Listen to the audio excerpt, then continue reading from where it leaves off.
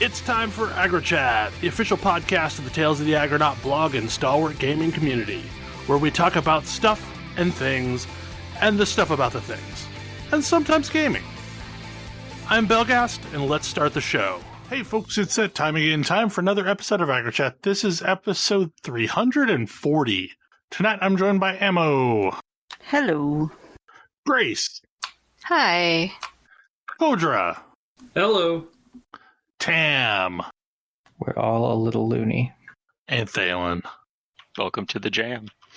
So, I'm sorry y'all missed this conversation that happened beforehand about Space Jam 2 and why all these characters are apparently in the crouch scene shots.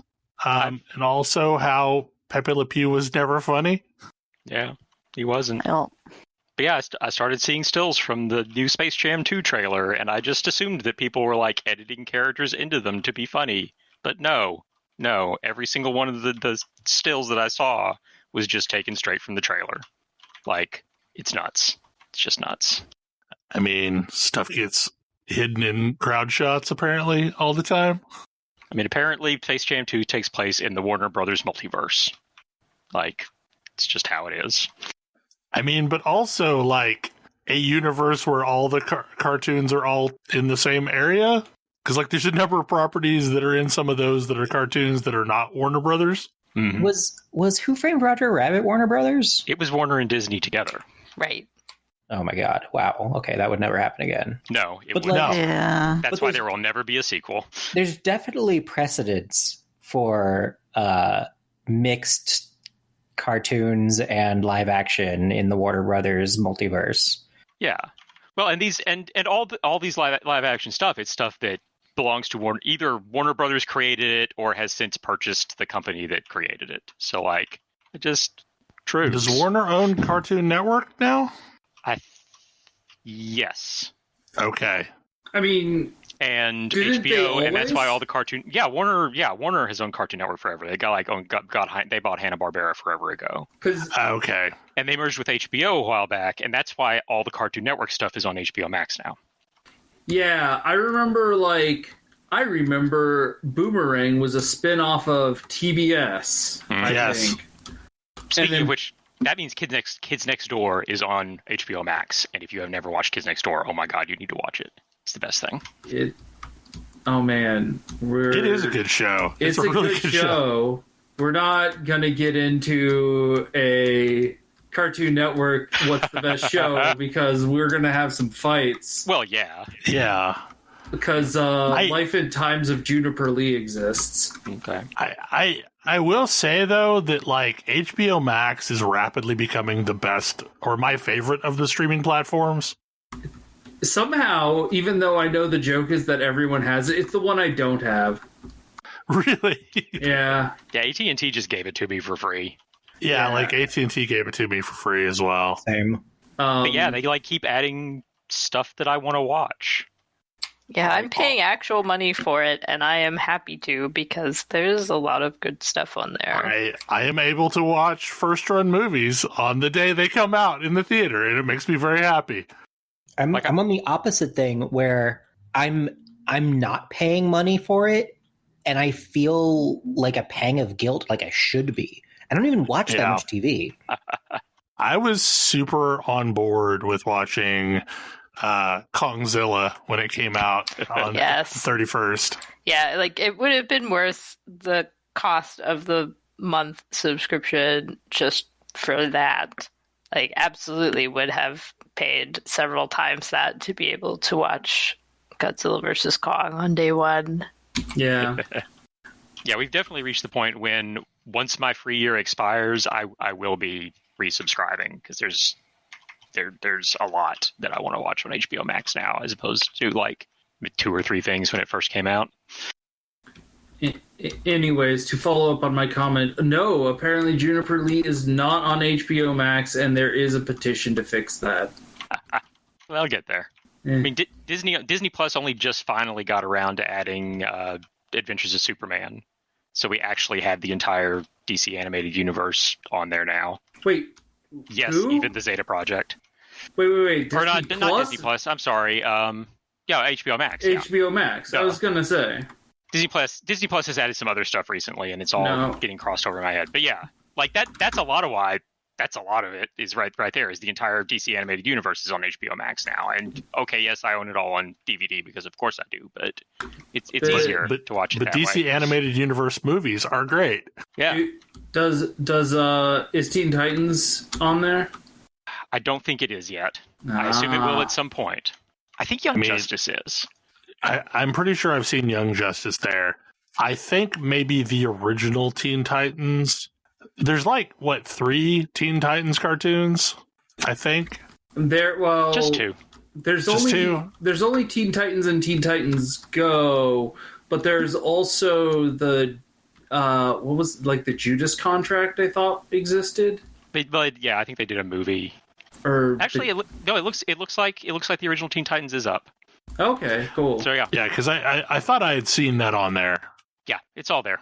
Yeah, so that's good. So there's actually a way to watch that again, which is good. Yeah, because that's been my only issue with Teen Titans Go is it taking over completely meant that the original Teen Titans cartoon just vanished.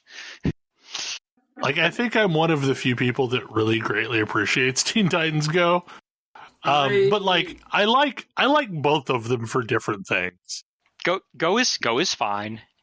It's not really my jam, but I don't rail against it like some people do. But I was very sad when the original cartoon disappeared.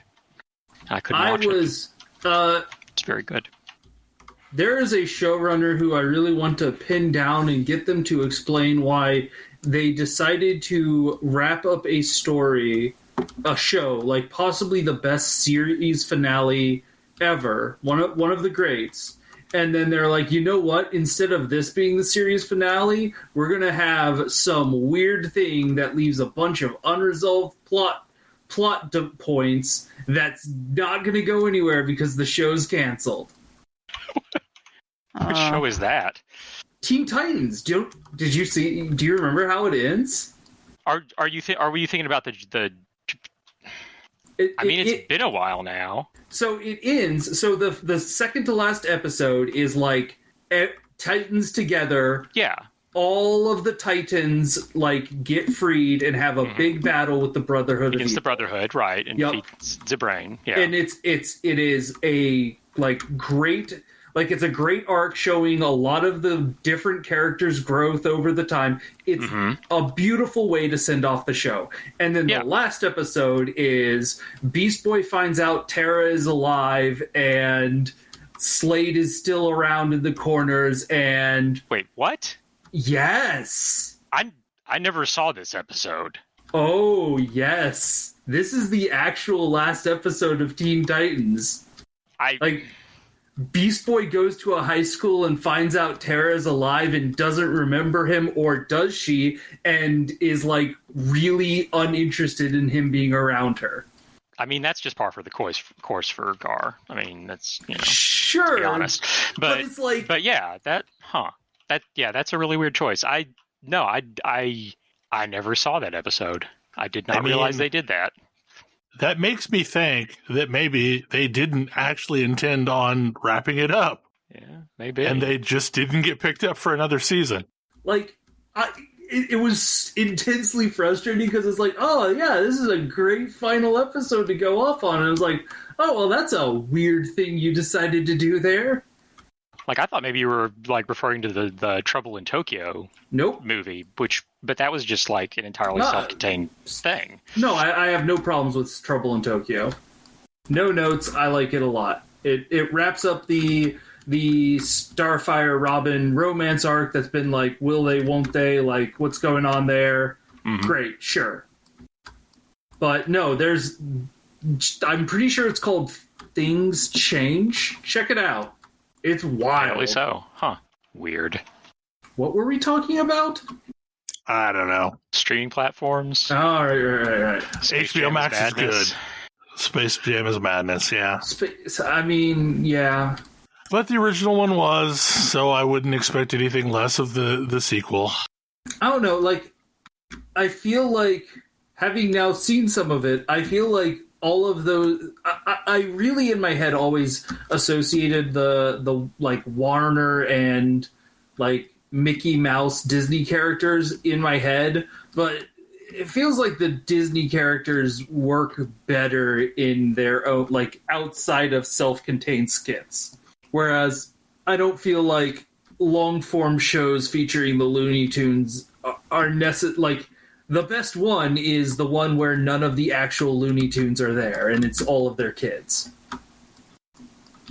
Or alternatively, it kind of makes sense that for Animaniacs, they had an entirely new cast when that type of a show could theoretically have made sense with the Looney Tunes. There's some weird, cringy stuff going on with most of the characters in Looney Tunes. Yeah. I don't think anyone comes out of that clean. Not perfectly. So, one of the things that we didn't get to talk about last week, but I feel like we need to talk about this week, is a game that totally made me think it was about something else, but is really charming. Dorf Romantik. A game which has nothing to do with dwarfs or romance. Right. I have no idea. Like it's German for like romantic village or something like that. Like Dorf, I think, is village. Oh yeah, okay, it would be. Yeah. Okay, that makes sense. Yeah, I looked it up. This game is so basically like I described it to somebody as Carcassonne Solitaire. Mm-hmm. Yeah. Like, because that's what it reminds me of the most. Yeah, it's a game about like building a pleasant landscape out of hex tiles, and you're trying to put the tiles together, and like they have different features on them that can line up with each other to make larger groups that are worth more points, and basically you're just playing your tiles until you run out of tiles to get as much score as you can. Some tiles will have mission like quests associated with them that is going to be either that tile wants to be part of a group of exactly X of something or a group of X or more of something. And if you complete the quest, then you get some additional points and you get more tiles in your stack. And so you're just, building along, putting down villages and fields and trees and rivers and things. Forests get a little excessive over time. I mean, like it'll say, "Oh, I want this to be part of a group of exactly 134 trees." Yeah. And of note, like it's not 134 tiles; it's counting individual trees on a tile. Yeah, like a tile will have like a lot of trees on it, or can have a lot of trees on it. Not more than exactly. Exactly. Sometimes it's that much or more than, and most of the time the tree ones are the X or more. But yeah, if it's exactly, that one would be rough. The plains are almost always exactly in my experience, and that one can be challenging. Mm-hmm. Because I've had a plane set like hovering on just needing a single plane for a really long time, trying to get one that just has a single plane associated with it. That's not linked to any others. But yeah, and you've got like the features you start out with, the plains and cities and trees and things, they can just be laid down wherever. They're worth more if you match them up with others of the same type and make larger groups. But then you start getting things like rivers and railroads that if you have a tile with, a river, the river's going off two edges of the tile, and whatever tile you link up to those two edges has to have a river on that edge. So it starts getting more complicated, like putting railroads and rivers down in places and trying to make sure you're not, blocking things in or making it too difficult for you. Like rivers weren't as hard for me as railroads. Railroads always seem to never want to work right. Once you unlock the water rail station, that helps a lot, because that is a tile that can function as a continuation or termination of either a railroad or a river or both. So very helpful. Is this a game where you are constantly building onto the same map, or is the map resetting? It's resetting with each stack of tiles. Yeah. It's you. Okay. Each game starts out with a single tile laid in the center, and then you just start building off, going out from that, and you go until you've used up your stack of tiles. And then does it tell you your city is beautiful? I mean, it gives you a score. Okay, Just it based gives on, you a how score. well you did. Yeah. Is there like a score that you are trying to shoot for, or is there... I mean, there's a high score table. There's a high score table. Okay. It's just, try and get as high a score as you can.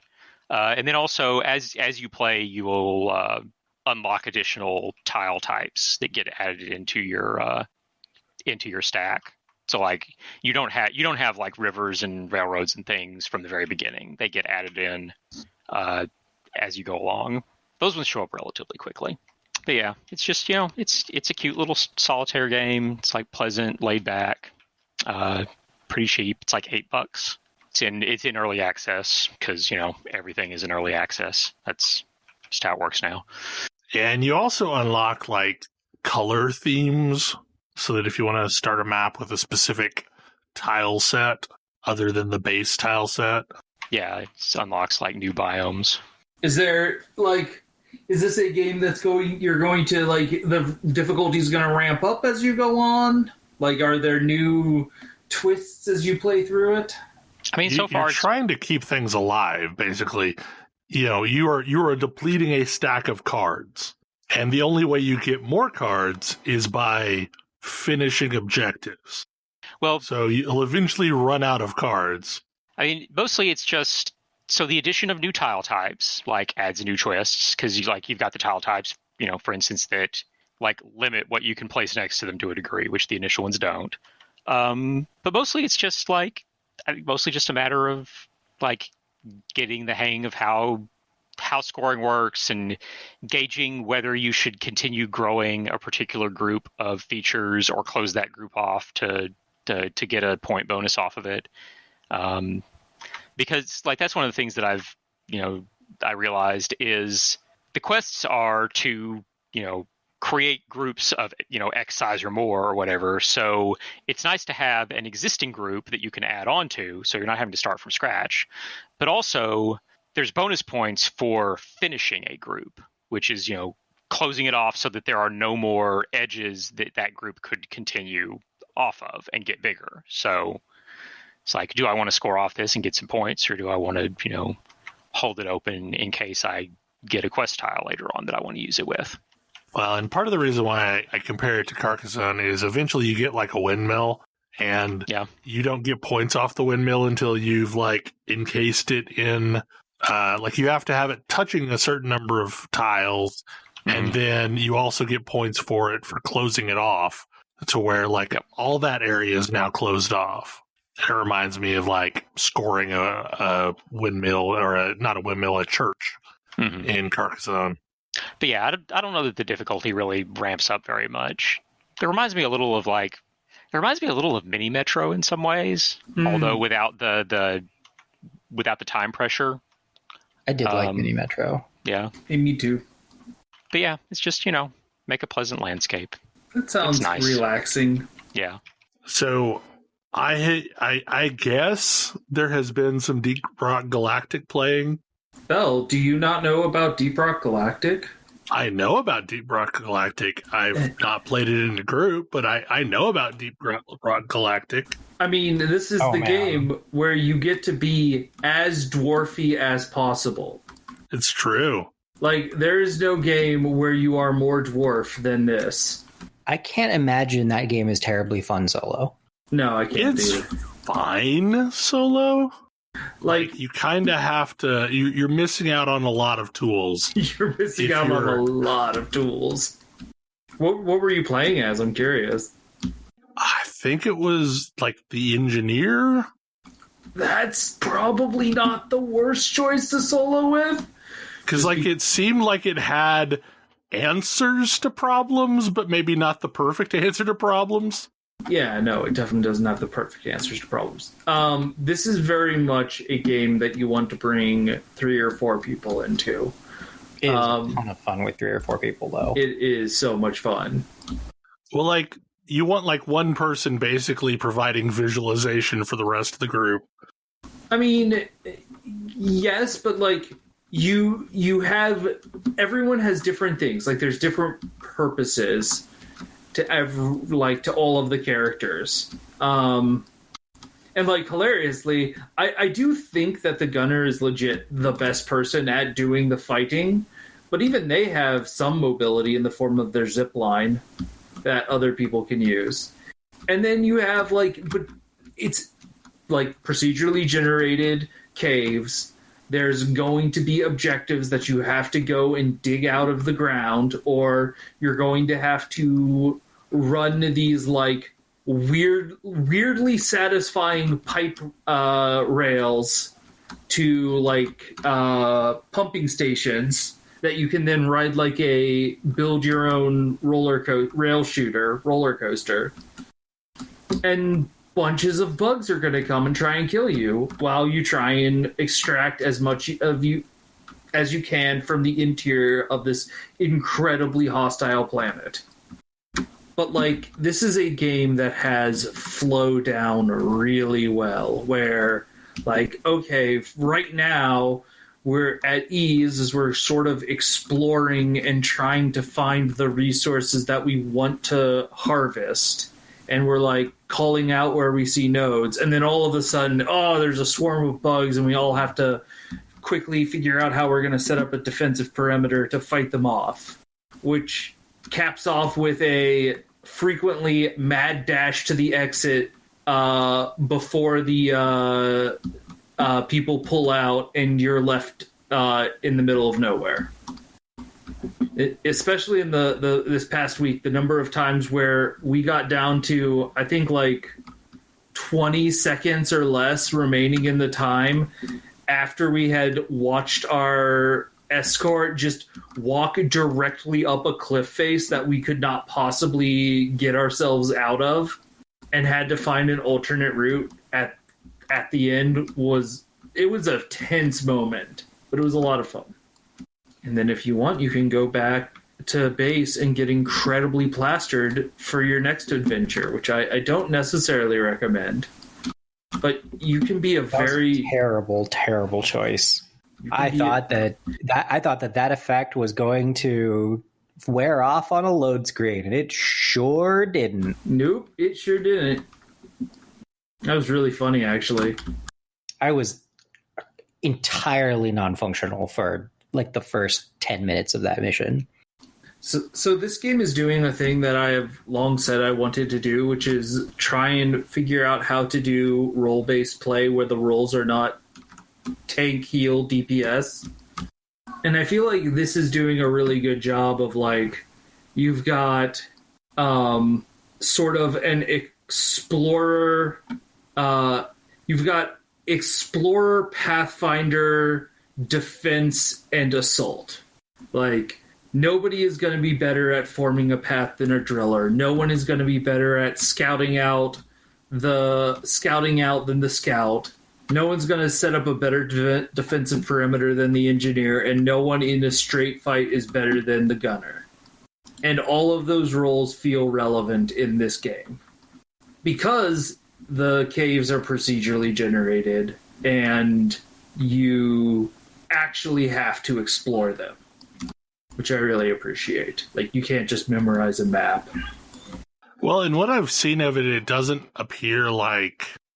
So, like, Minecraft, for example, is procedurally generated. Mm-hmm. But that world is generated with certain rules, so that if you know those rules, you can find whatever resources you need if you know where to look. Like, if you dig around in an area at a specific location long enough, you are going to find the thing you're looking for. But based on what I've seen, it doesn't appear that resources follow that kind of logic structure in this game. Not that I have been able to ascertain, no. Because like, I've watched several people play it, and it looks entertaining, but I've also been trying to sit back and look to see if I can figure out what the pattern is, and I don't see a pattern. It seems to mostly be dig around until you find whatever you're looking for. Yep. I mean, you can use the map. It's a 3D map, which makes it somewhat of a challenge to figure out. Is it a good 3D map? Maybe? I mean, I feel like the gold standard for 3D maps is Jedi Fallen Order. I think it's as good as Jedi Fallen Order. I also think Jedi Fallen Order is still a pretty confusing 3D map. I don't know, like, I think it's the best we've had so far.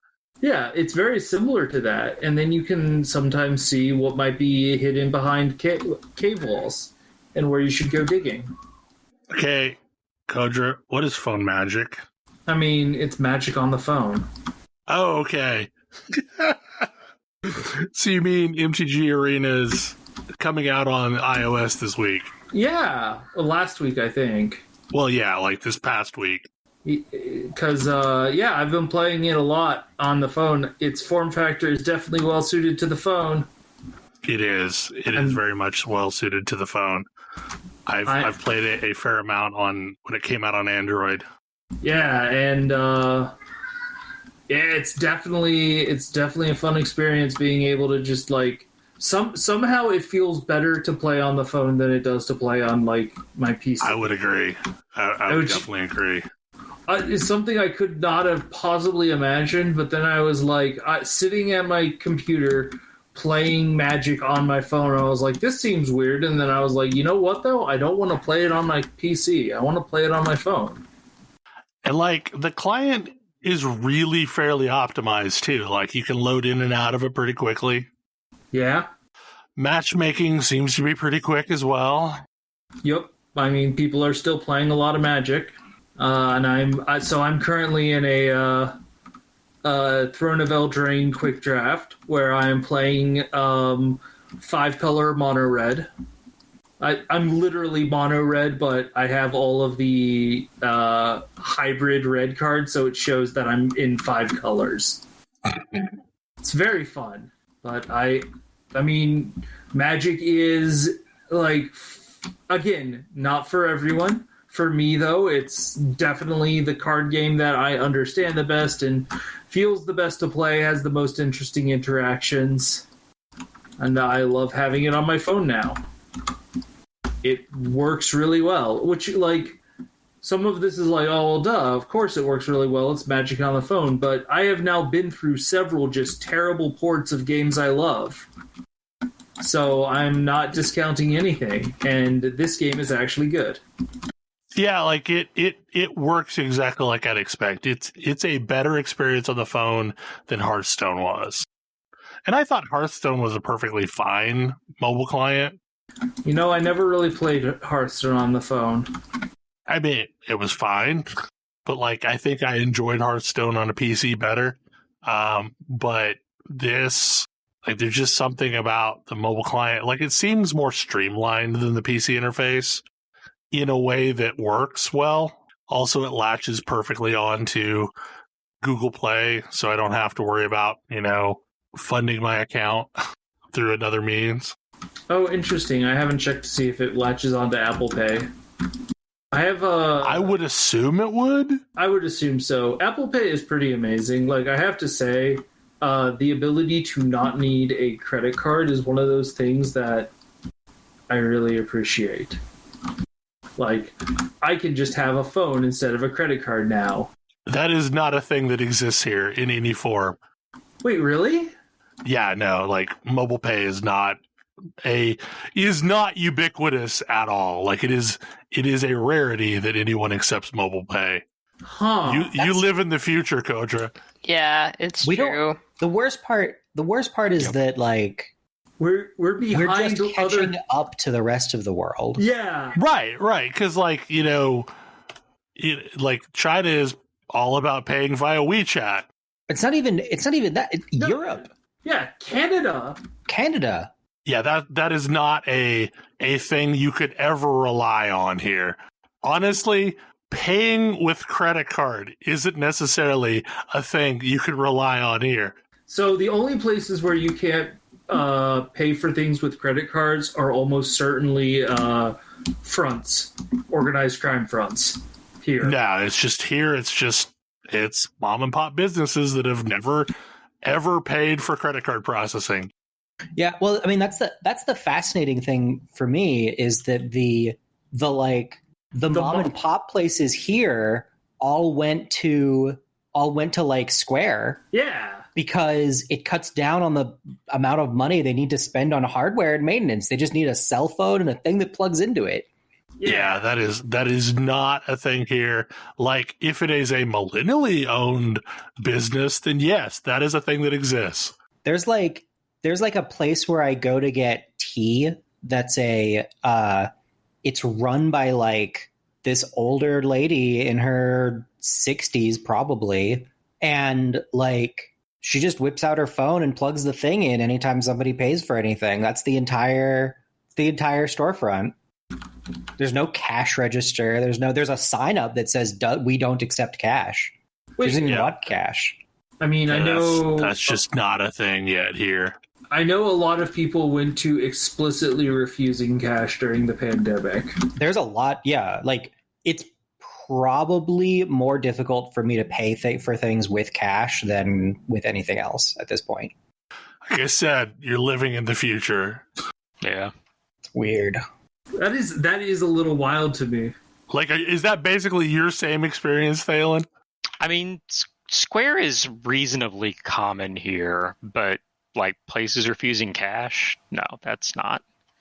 Places that's definitely not happening here. Places refusing cash is pretty weird and relatively new here, I'll admit. And yeah, no.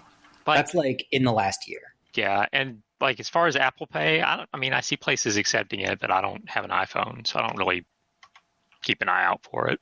No, there's some places around here, even in DC. I mean, I was struck by when I was on the West Coast, I could walk onto a bus and just pay the bus fare with my phone, which was great. Not a thing in DC.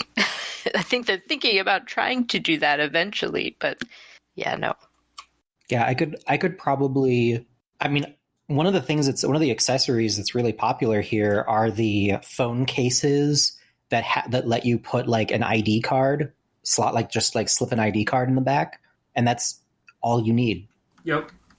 Yeah, there's most of the credit card places don't actually have chip readers. There's a lot of places that still don't have chip readers. I don't think that would be legal here. Yeah, I'm actually pretty sure it wouldn't be legal here. Yeah, chip readers are, I think most places actually have them now, but there's still places that it took forever for anywhere to have them here. And even now you'll see places that it was last year. They still expect you to scan the card. It was last year, and so I went to go pay for something with a credit card, and they like basically took out the carbon machine and put my card in the carbon and ran it through the little machine to create an impression. Was their phone out? Like I mean, because it was just part of the invoice. Yeah, because places will keep those things around, like in case the power goes out, and they want to be able to still do business. But my credit cards are all completely smooth. Those wouldn't work. They are now, yeah, but like my credit card is a completely flat, like printed piece of metal. Yeah, same. I would, like, if I had one of those carbon things, I would be like, I mean, here you go, buddy, but good luck. Have at it. Do you want to just write numbers down? Because that's effectively what you're doing. Yeah, like I think the whole, if you're not using a chip reader, then your store is liable for any, fraudulent charges instead of the bank, got people to finally eventually switch over here, but the people took forever. That I'm pretty sure that passed like while I've lived here. Because chip readers were not ubiquitous when I moved here. Yeah, no, and now they are. And like the few places that did have chip readers absolutely were like, yeah, the chip reader barely works. We'll figure it out at some point. Just swipe if you don't mind. Mm-hmm. And now every place has a chip reader, a functioning chip reader. Yeah, like all of the, AAA stores to borrow that nomenclature, the Targets, the Walmarts, the grocery store chains, they're all fine. Yeah. But occasionally, like, random sketchy gas station doesn't have anything yet. Is it just like, I mean, that kind of makes sense from the perspective of, like, corporate places are going to try and standardize nationwide. Yeah, absolutely. Yeah, no, it's local. Like if I go into a place that doesn't have a chip reader, it's because it's a local place, like guaranteed. Yeah. But we also have a lot of small local places like that. Yeah. It occurs to me. I bet you probably have a lot of local small places that have established storefronts in physical space. Mm-hmm. Yeah. Yes. I would say fully half of the small businesses around here are like, I mean, there's a huge number of places operating out of a consignment kitchen or places with no physical storefront or if you're doing food that, trucks or whatever. Oh yeah, like and they all the food trucks in places and that we do have, they use Square. Like like basically nothing but farmers market type vendors all have Square. Yeah, okay. Yeah, no, it's local places that actually have a storefront and have been there long enough that they already had a credit card reader that swiped, and replacing that with a chip reader, and probably also replacing their point of sale software with one that can handle that chip reader, because their point of sale software is probably like 20 years old. Yep. That's an expense. Yeah. But we have a lot of local businesses that are that way, that are, in a strip mall, or because, again, as we discussed earlier in the week, real estate's really cheap. Yep. Mm-hmm. I think both Tam and I have been out looking at real estate today. Life is pain. Good luck. And thank you. I could almost sense Tam getting physically mad at me through chat this week.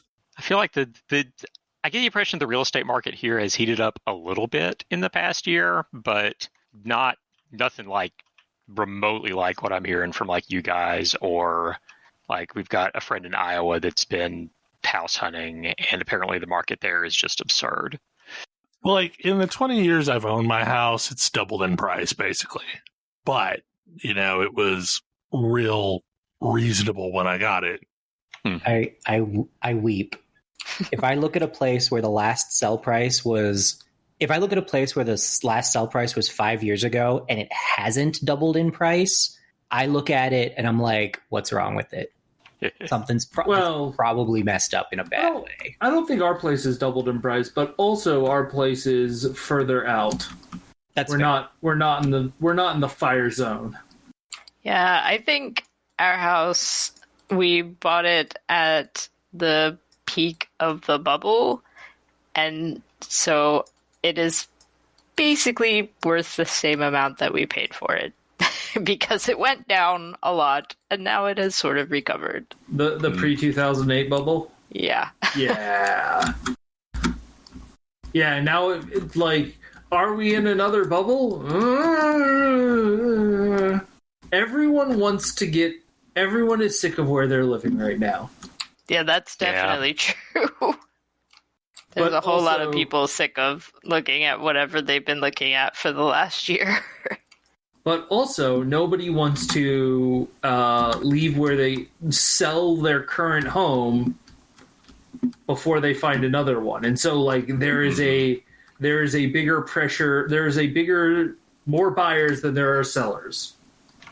Yeah. Like I repeatedly hear stories from people who are like, we put our house on the market and immediately got like 5 offers, the lowest of which was 13,000 over what we listed it at, and we're still looking for something to buy. Yeah, no, that's actually happened to my uncle. He has sold his place, and he like the same day got an offer and accepted it, and then now he cannot find a place to move into, which is a challenge. Yeah, because that's what happened to the friends that we have in Iowa. Is they listed their house, and like the offer they ended up accepting was like 15,000 more than they listed at, and they're not going to ask for any concessions after like the inspection or anything. But now they're out looking for a house, and having a lot of trouble. And the best thing they found is full of radon. But I guess that's just a problem in Iowa. So I was about to say radon. How does that even happen? Apparently, Iowa. It leaches up from the ground. Yeah, apparently. So Iowa had lots of glaciers back in the day, and those glaciers brought down radium, and so there is powdered radium all through the soil. Yeah, that's just a thing. That's why you have radon detectors in your basement in some places. Well, see, apparently this house does not have proper mitigation, and like it's on a slab and doesn't. It's real weird. Like they've got some sort of weird forced air thing under the floorboards that's supposed to mitigate it, and it is not sufficient. So they're going to have to do something. Is there like a radon removal process, or is that something you're just ventilation? No, you're stuck with it. It keeps coming. The removal is ventilation. Cool. I gotta say, that makes the whole brown recluse attic thing seem pretty reasonable by comparison. Look, I mean, brown recluses are mostly calm and laid back and won't start none if you don't bother them. You just accept that they own your attic and you agree to that arrangement. Yeah, and just don't leave piles of laundry lying around. I mean, like my entire life, I have lived with fiddlebacks. And like, they're just a thing. It's just a thing. It's either houses here either have fiddlebacks or black widows. Pick or it. Both. Which one do you want? Having been bitten by a black widow, I really don't recommend it. Yeah, no. I mean, I think I would rather get bit by a black widow. Just saying. Yes. I would rather not have my hand rot off. Black widows do not necrotize your flesh. Yeah, I mean, sure. But neither sounds like a great time. Yeah. So, like, I have this relationship with the spiders that basically, if they don't let me know they're there, they could stay there forever. Yep. I don't care. I will be real careful when I dig out things that haven't seen the light of day in a really long time. Give them plenty of time to run away. But if you make it my business, and more particularly let the cats know you exist, then I'm sorry. I got to deal with you. Cats like chasing spiders. That makes sense. I feel like they were playing with a giant wasp yesterday because everything is a toy to a cat. It just sounds like something that could end in in sadness. Yep. So that was a weird sequence of commentary. This is a podcast about video games. Yeah. Listen, we're a little punchy tonight. Also live. So Outriders launched. Did it really? I think it's like, okay, so I have been through so many worse game launches. That sounds like a really low bar. Didn't they have to like completely wipe and restart the databases or something?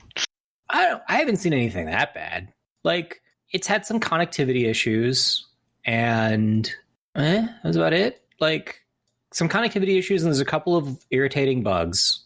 Like it's a little weird that you can log in with no HUD. Yeah, and that takes a while to fix. Like, I had to do a sequence of things to get mine to come back, but I got it back. But like, and I don't know, I saw my favorite review of the game, like flash review of the game I've seen so far, was, I don't know if this game is good, but it sure is fun. And I'm pretty sure I agree. Like, it's just got a fun core loop. Okay, it was just server infrastructure that they had to completely like trash and rebuild. Okay. How far are you in it? It sounds like people are enjoying it. I am not very far at all because I had a lot of weird issues and decided I didn't want to mess around with this on my day off and instead played ESO. And then Friday, Diablo 3 new season started, so I have been doing that. So at some point I will cycle back around. I think I am still on the first mission. So I kept crashing out part of the way through it. How far are y'all? I have not picked it up yet. I'm like level 18 or so. I've been through a bunch of new story areas. I'm still kind of reserving judgment on the story, but there's a bunch of stuff that I really like about it. And the story is going. I was a little twitchy about the story because the story is real dark. But also it's starting to do some interesting things. I'm kind of, I'm enjoying what it's trying to do, at least. I really like its loot system, its abilities. I like that I can just swap my build around for different stuff. It's fun. Yeah, it has a very Diablo 3 style build abilities type system. Yeah. Where you can just kind of swap stuff around and play with other things. It's pretty permissive about gear. It's like there's a thing that I run into, which I wish that it would warn you about, which is if you and honestly, this is a thing that I suspect changed after the demo. But if you have a piece of gear that is purple or better, it uses, and you want to level it up, it uses a rare material to level up versus the fairly common at green or blue. It uses a fairly common material to level up. So you can, if you have a blue item that you're leveling with that you just love, you can just keep that item. And as long as it's never better than blue, it's not that hard to salvage enough stuff to keep it at your level. I burned through some fancy stuff to make myself slightly nicer gear, and I regret it because it burned through a bunch of rare stuff, and then I basically can't level it because I don't have enough rare materials to keep feeding it. It honestly kind of reminds me of the way ESO crafting works, to where really you shouldn't level anything up to like orange quality unless it's something you're going to keep for a really long time. Yeah. And honestly, it's like, okay, I see why you did that. You don't want the people to just you don't want people who like got their stuff in the demo to just trivially keep it forever. So, I get it. It's a clever mechanism, and also it means that I'm more inclined to cycle through gear versus picking one thing that I like and never trying anything else. The only problem I have with that is there are certain gun types that I like, and there are certain gun types that I do not like. And this is the same problem I have with Division. Is the same problem I have with Destiny.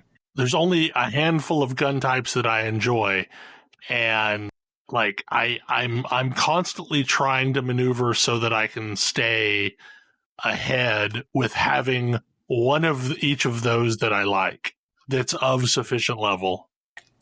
So I have managed, once I figured out how the crafting system worked, I had very little trouble with that. Okay. Like it is, I break down stuff that I don't want and I feed it into the stuff that I like. And like, like for example, there's a bunch of different types of sniper rifles, and I want to have a sniper rifle on me because I'm a trickster, and all of my other abilities involve me climbing down people's throats, more or less. Like I want to be up there in melee. And so the sniper rifle is good for, hey, there's too many people for me to do that, or I need to handle something a little bit differently. Yeah, for me, I try and keep a shotgun and either a submachine gun or an assault rifle on me at all times, because that seems to be what fits the Devastator playstyle the most, because they do a lot of damage up close and personal. Yeah, I'm like keeping an SMG on me, which feels pretty useful. But like, I definitely want to spend some time getting into the game. I just haven't really had a chance to do that yet. I like the concept of the mobile base that you build and change as you go through the gameplay so that your truck keeps getting cooler. Yeah, I haven't run into a lot of like actual gameplay mechanics surrounding that yet. I think it's probably just going to be mostly cosmetic. It seems like it might be. But yeah, I mean, other than the occasional issue, mostly getting into it. Once I'm into it, it runs fine. Yeah, I have weird issues launching the game. And like I said, I had to do a whole sequence of things to get my HUD back, which was basically like go into the HUD, turn everything off, log out of the game, go into the HUD settings, turn everything back on, log out of the game, and then when you came back in, I had a HUD. So it was 3 launches of the game to basically fix it. Yeah. It's not a bad game, though. Like I think it will be enjoyable to see where it goes. I do appreciate how verbose they've been about the problems that they're having. Yeah, they've been really communicative. Yeah, I am probably going to keep my eye on this because I really worry that this is going to be the same as The Division was for me, where I have a whole lot of fun with the moment-to-moment gameplay, and then the game feels like it's poisoning me. Like, just slowly I'm like, oh man, everything in this game makes me feel bad. Like, I enjoy doing this, but I feel bad at the same time. And I don't know if it's just because, like, I am so burnt out and, like, ultra sensitive from the pandemic and whatnot, but I want to make sure that doesn't happen. I don't need a game like that for me right now. Yeah, and it is dark. So earlier, I talked about being kind of tied up in this season in Diablo 3, and I feel like it's worth talking about this season a little bit because it's a season where a lot of things have drastically changed.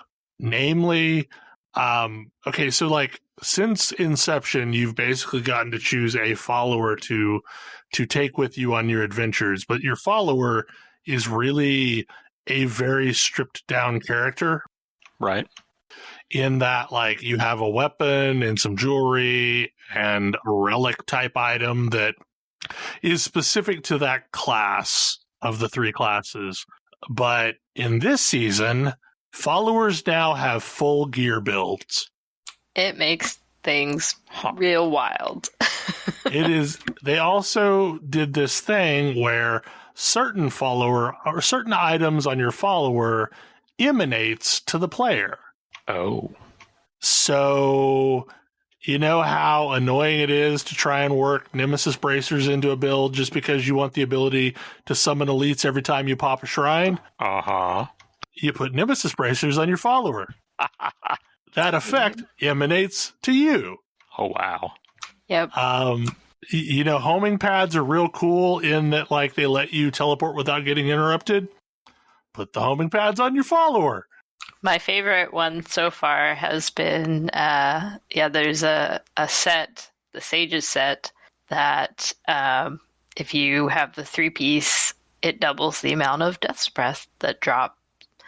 And you can throw that on your follower. Just get double Death's Breath all the time. Nice. Also, followers can use Rings of Royal Grandeur, which means you only have to put 2 pieces of Sage gear on your follower to get that effect. It's really changed things up. I was going to say, this sounds like this is groundbreaking. Yeah. What's awesome about this, though, is because, like, they knew this was going to be a season of significant change. So the Hadrig's gift sets are all kind of just a greatest hits collection of some of the best sets of each of the classes. So, like, Barbarians are Whirlwind. Demon Hunters are Multi-Shot.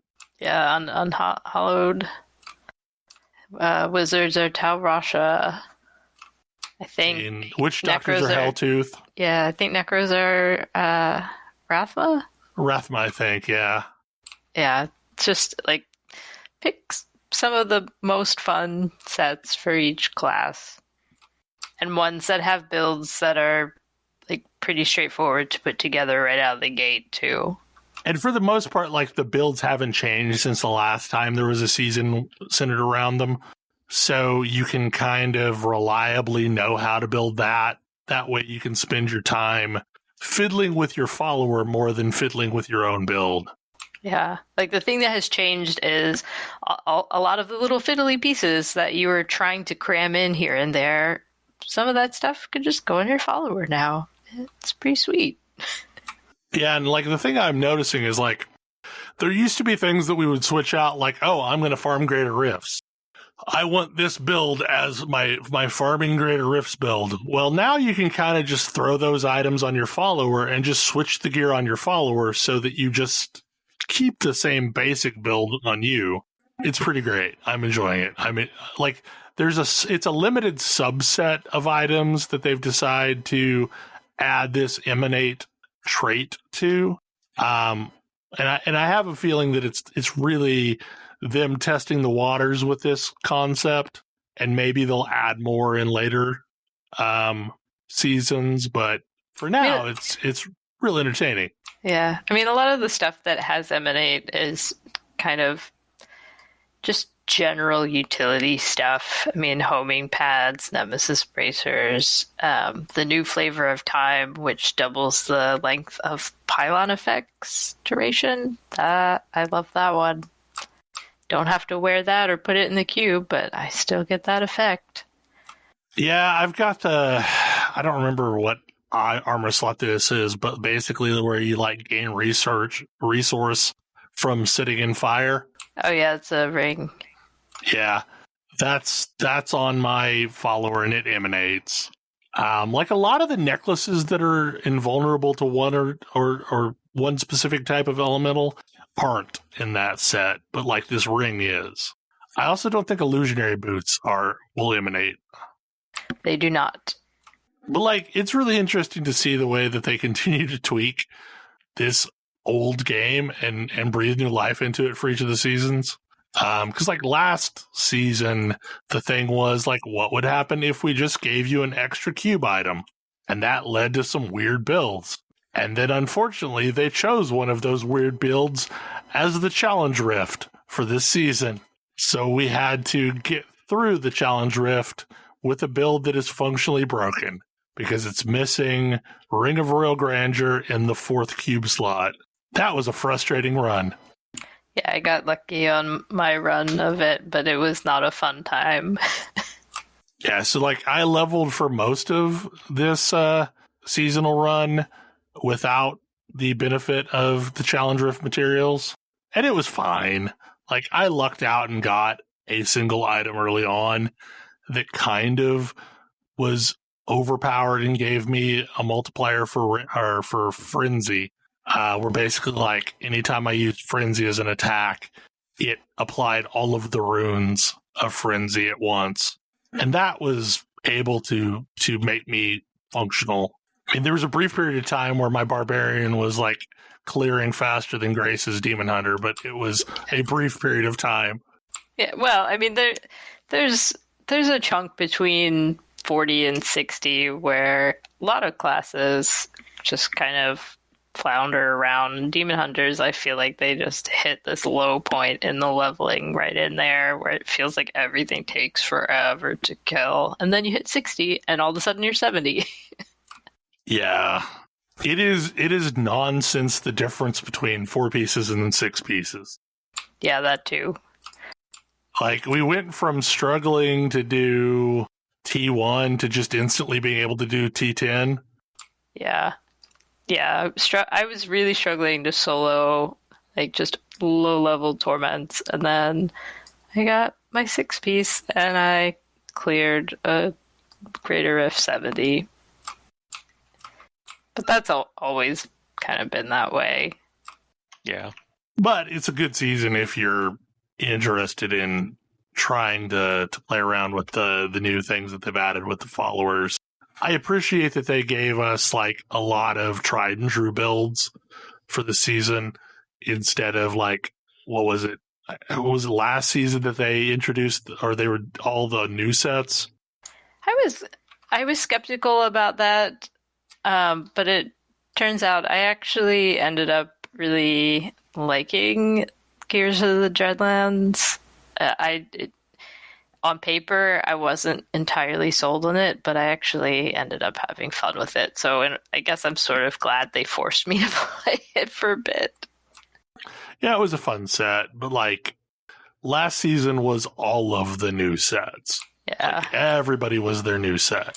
Yeah, you didn't get much of a choice. If you didn't like the new set for your normal class, you couldn't go to some old familiar thing with a different class because it was all new.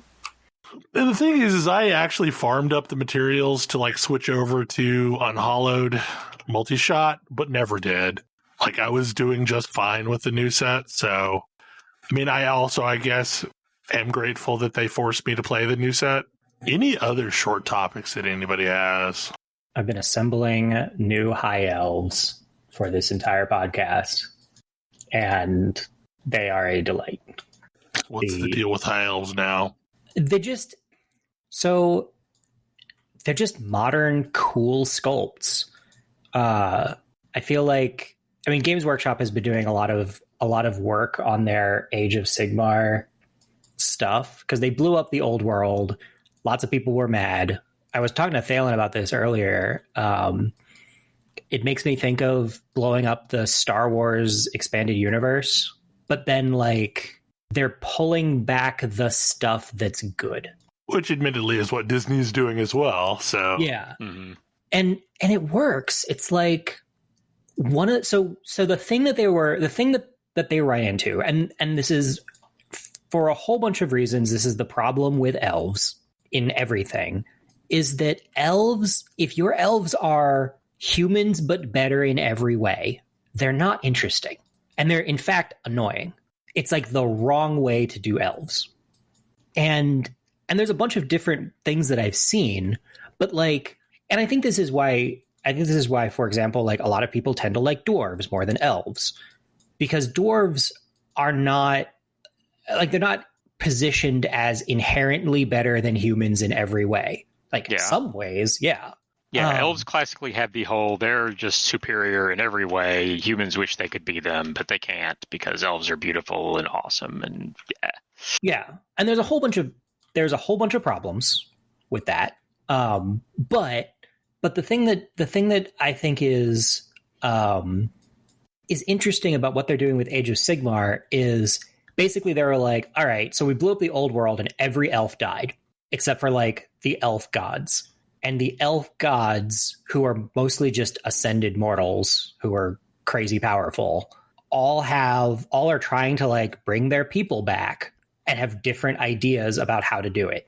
And so the new Fantasy Minis game has probably 4 to 6 elf factions in it, but they're all like kind of weird experiments and all have like pretty significant flaws. I thought the crazy sea elves were cool. Yeah, like the crazy sea elves are cool. The like blood, the like totally not vampire, totally not like mutated snake people elves are cool.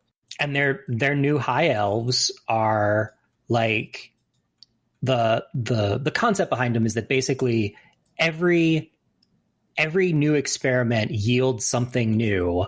The first experiment were the sea elves, and they like didn't have enough soul, and some of them were born without souls, and so like they've become these pirate raiders stealing souls because they need the souls to live, because they just like don't have enough soul, and they hide in the ocean. And like to fix that problem, one of like the next revision, if for lack of a better term, are like they're like, what if we like go crazy with blood sacrifice and graft weird other stuff onto our bodies to make up for the soul problem? And like that's that's a whole place and kind of weird. And then these ones are like, what if we instead of, to make up for the fact that our souls are like, that we don't really have enough of it, we bind with the elements and our environment. So we're like very, very one with our surroundings. And like, it's kind of an interesting take. They're like super environmentalist elves. And they have this cool like elemental thing going on. They also rebelled against their god because they were like, wow, you treated the sea elves real bad. We're not cool with that. Sea elves figured out what we figured out. They're in touch with the sea. Let's be friends with them. Sounds like a good plan to me. Yeah, but it's also neat just seeing. I really like the swooping, curved, lightweight looking, like elven aesthetic. Because I'm not like the big chunky armor type. I like my armor to be sculpted and, finely crafted. And these really hit that aesthetic. I have to decide if I want to. I don't know how I'm going to paint them, but I'm thinking Elder Scrolls, Dark Elves. That sounds reasonable. Because, like, hey, their gods are dicks. Checks out. It's true. I mean, I'm not, like, I have a new respect for the Dark Elf gods after having played through the 3 expansion arc. Like, I kind of like Sothasel. Yeah. Iffy on Sothasel. I mean, the only one that I'm like 100% not a fan of is Almalexia. I mean, fair. Vivek is also kind of a dick. Like Vivek is not the greatest person in the world. Like, I feel like that's the sliding scale. It's like Almalexia is the worst. Literally rewrites reality and just makes stuff up and bends reality to fit it. Then you've got like Vivek, who I don't know, like, God, I want to punch that guy in the face. yeah. Playing enough of ESO has made me want to go back and play Morrowind just for the express pleasure of punching Vivek in the face. Then you have Sothasel that is like creating pocket realities and doesn't really give a shit about what happens in the rest of Nirn, but also is totally not going to stop anybody from, like, being sycophantic towards him. Yeah, he's like, yeah, whatever. So this is a decent segue. One of the cooler events is going on in game right now, which is their anniversary event. And similar to the Gestures event, there is a item that gives you like a plus 100% XP buff, which is great. But also, doing any daily quest while the event is going on gives you extra special loot crates that have like a high likelihood of dropping just random patterns. So if you, one, are a crafter and want to just fill out sets of motifs that you don't have yet, it is a great opportunity to do so. Two, if you like to make money, it is also a good opportunity to get these things and put them on the guild traders. And I don't think there's a limit to the number that you can do each day. I have mostly been limiting myself to crafting writs because they're really quick, but you can just do daily quest after daily quest after daily quest and get boxes of loot. Oh. And like extremely rare stuff that normally you either have to farm dungeons and stuff to get or buy off the Crown shop. Also, if there is something you want off the Crown shop, all Crown purchases are 40% off. So yeah, like it's about halfway through. But yeah, like you can get some really cool stuff during this event. Happy anniversary, ESO! It's the 7th anniversary, or I think of it as the 8th anniversary. Because reasons. Also, if you have never played the game, they're currently offering a free trial. And I don't remember, I think it's until like the 21st of April. You can just download the game and play. The game is what? Like, you have to buy the game and then you get to play it? Yeah, traditionally it's a buy the box type experience where you buy a version of the game and you get the base game and whatever expansions came along with the version you bought. But I have discovered paying the subscription is worth it. Yeah, paying the subscription gives you all of the DLC drops that are like the dungeon drops and the minor expansion content, but also then you get whatever was the expansion before last. So like when Blackwood, I think it's Blackwood, drops in June, you'll get all of the Skyrim content with the Greymoor? Greymoor with your subscription. I basically buy the expansions, but then pay the sub and never buy any of the individual DLC drops. That's kind of my way of playing the game, and also like the sub gives you a large amount of shop currency over time. I have mostly been using my shop currency to unlock sky shards from zones I've cleared. Which is absolutely a thing you can do if you want if you do not want to go find them again. Oh wait, are those all for sale too? What do you mean? All of the unlock your sky shards? They are not. So the crown, purchasing crowns is 40% off. Oh, okay. Purchasing crowns is 40. So this is the opposite of how Guild Wars does it. Yes. Because you'll never get discounted gems.